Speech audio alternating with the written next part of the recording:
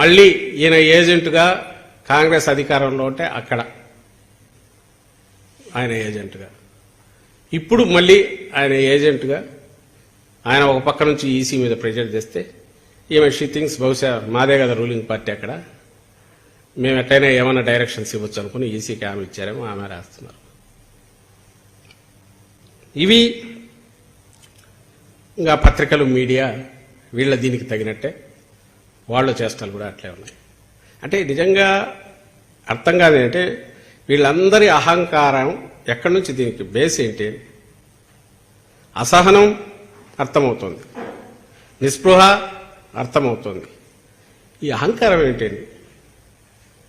As if they are meant for ruling, వాళ్ళు ఉండేదే శాశ్వతమైన రూలింగ్ కోసం మేము ఉన్నాం అనుకుంటున్నారా? అధికారికంగా కానీ అనధికారికంగా కానీ అర్థం కావట్లా. ప్రజలందరూ గమనించాల్సింది, ఇలాంటి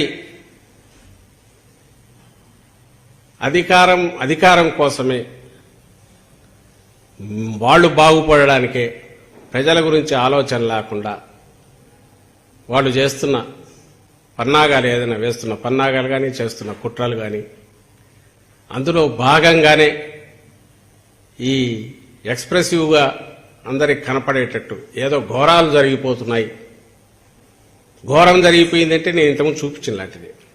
అంటే ఒక వ్యవస్థ, అందులోనూ ఇండిపెండెంట్ వ్యవస్థ, ఏ వ్యవస్థ పరిధిలో అయితే, ఈసీ పరిధిలో అయితే స్టేట్ అడ్మినిస్ట్రేషన్ కూడా పనిచేయాల్సి ఉంటుందో, ఇంక్లూడింగ్ సెంటర్తో సహా కాన్స్టిట్యూషన్ ప్రకారము, దాని మీద ఈయన అప్పట్లో ముఖ్యమంత్రి హోదాలో ఉండి వెళ్ళి అటాక్ చేయడం, మాటలు కూడా విన్నారుగా. ఇంకెందుకు అందరం క్లోజ్ చేసుకోండి, రిగ్గింగ్ చేసుకోండి అని ఈసీతో అంటాడు.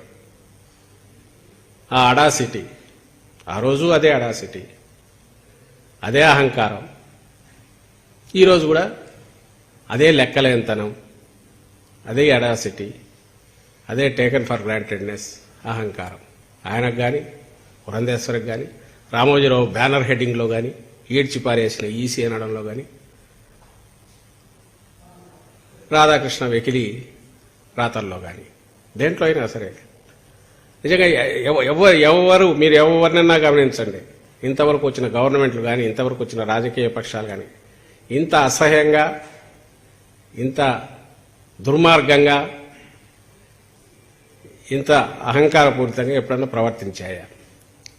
అండ్ ఈరోజు ఎవరైతే పోటీ పడుతున్నామో వైఎస్ఆర్ కాంగ్రెస్ పార్టీ, అలాగే మా నాయకుడు జగన్మోహన్ రెడ్డి గారిని, ఏ రోజున్నా ప్రజాస్వామ్య సూత్రాలకు భిన్నంగా ఇలా వ్యవహరించాము.